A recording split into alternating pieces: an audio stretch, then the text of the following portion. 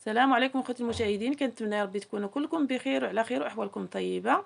مبروك علينا وعليكم الشهر الفضيل، الله يدخلوا علينا وعليكم بالصحه والسلامه وباش ما تمنيتوا ان شاء الله. هذا الفيديو غينفعكم ان شاء الله للتشباك. جوج طرق ان شاء الله باش غنصايب معكم الشباكيه، او باش غنشبكوا الشباكيه. طريقه سهله ومبسطه بالتفصيل الممل ان شاء الله. غير تبعوا الفيديو حتى الاخير، غيفيدكم ان شاء الله في هذا رمضان. بالنسبه للبنات اللي ما كيعرفوش التشباك، كنقطعوا الشباكيه ديالنا باي قطعه عندكم، بالجراره او باي قطعه كتفضلوها، وكنديروا 5 د الاشرطه كما كتشوفوا في الفيديو.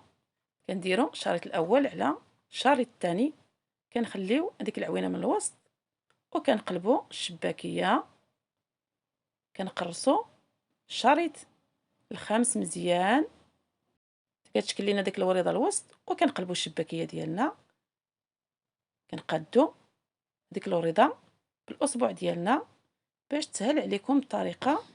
صافي كنقرصوها من الجوانب وكتجي الشباكيه ديالنا ولا اروع بجوج طرق ان شاء الله. غير تبعوا الفيديو حتى الاخير.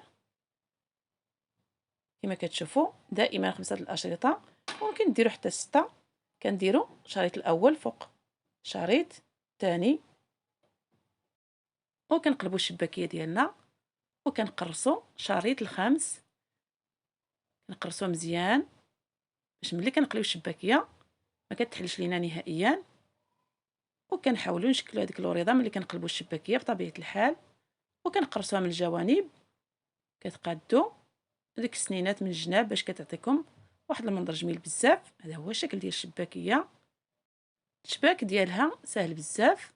بالنسبه للبنات اللي ما كيعرفوش يشبكوا، هذا الفيديو غينفعهم ان شاء الله. اللي باقي ما صايباش الشباكيه،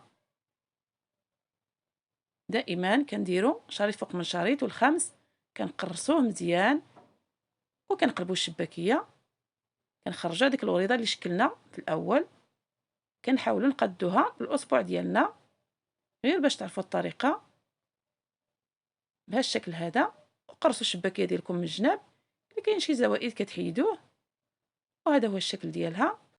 كندوزو للطريقه الثانيه، كنجيبوا الجراره، كنقطعوا الشباكيه ديالنا بعد ما دوزناها في الورقه بطبيعه الحال، ولا كنرقوها مزيان. ملي كنقطعوا الشريط كما كتشوفوا، كنطويوه بهذا الشكل هذا الحجم اللي بغيتو، حتى كديروا 4 د الاشرطه ولا 5 د الاشرطه. هنا درت غير 4 د الاشرطه حتى هي كتجي زوينه بزاف، وكنقرصوها من الجوانب حتى هي كتجي رائعه بمعنى الكلمه. كما كتشوفوا جوج طرق مبسطين وسهلين في التحضير. اي وحده فيكم ممكن تصايب الشباكيه بهذه الطريقه هذه. بالنسبه للبنات اللي ما كيعرفوش يشبكوا، حتى الطريقه كتجي زوينه بزاف وسهله في التحضير.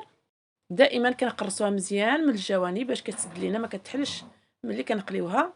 هذا هو الشكل النهائي. كنتمنى ينال الاعجاب ديالكم وتجربوا الطريقه سهله ومبسطه. خليت لكم الراحه والهنا، الى فيديو القادم بحول الله.